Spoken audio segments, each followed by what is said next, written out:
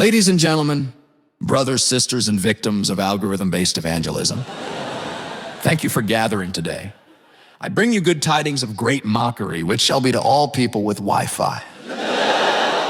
Now, today's message is titled, NIFB churches are growing rapidly. And before I say anything else, let me reassure you, that's not a prophecy.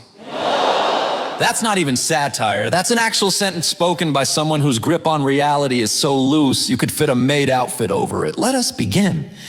Let's examine this bold claim, NIFB churches are growing rapidly. Really? Are they now? Because last I checked, the only thing growing rapidly in the NIFB is the number of pastors hitting the eject button like the church is on fire.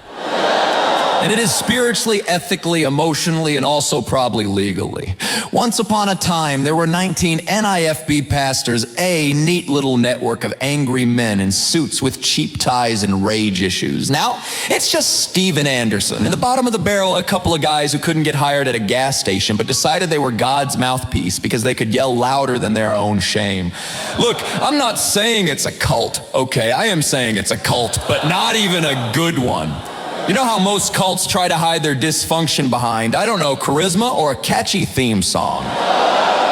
This one's like, welcome to our service. Today's sermon is about why your wife probably deserves to be hit, why everyone who left is cursed, and why you're not allowed to watch SpongeBob because he's too effeminate. Brother, if SpongeBob is the biggest threat to your masculinity, I've got some bad news about your wardrobe. Now let's talk about that growth. We've got pastors quitting churches, folding daughters, literally sleeping in ditches to avoid going home. And the YouTube numbers, oh, they're growing all right, into the negative. You got channels sitting at 2075 subs for months, then magically jumping up overnight, buying subscribers like it's a Black Friday deal at the Denial department store, and yet they have the gall to say, our churches are growing. Dude, your church isn't growing, it's decomposing. Let's not forget their parody music ministry, because that's what Jesus died for, right? Ladies and gentlemen, I present to you Weekend at Kevin's. Yes, that's the actual name I'm assigning it, because the man behind the parody channel literally died and someone else took over the corpse like it's a weekend rental. You know what their most heartfelt song is? The Requiem for Kevin. Because apparently the only time they stop mocking cancer patients and dead babies is when one of their own kicks the bucket. That's not parody, that's emotional whiplash with a Suno beat. But wait, there's more. Let's talk about our beloved founder, Pastor Steve. And I'm not wearing a maid outfit. You're just imagining it, Anderson. You remember him, the fire and brimstone hyper-masculine. SpongeBob is too gay for this church guy?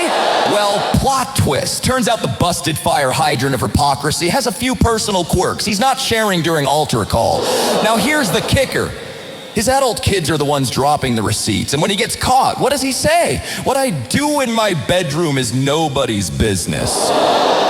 Buddy, you made everybody's bedroom your business for decades. You banned SpongeBob, you wrote sermons about pants, you gave marital advice like a drunk caveman with a Bible. Now you want privacy? No, sir, you don't get to set the house on fire and then sue the fire department for invasion of privacy.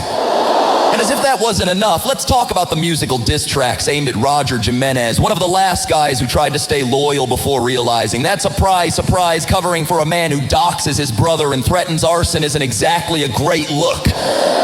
But instead of taking the L like a man, Anderson's crowd writes a parody song implying that Jimenez is sad, lonely, and desperate for conference friendship.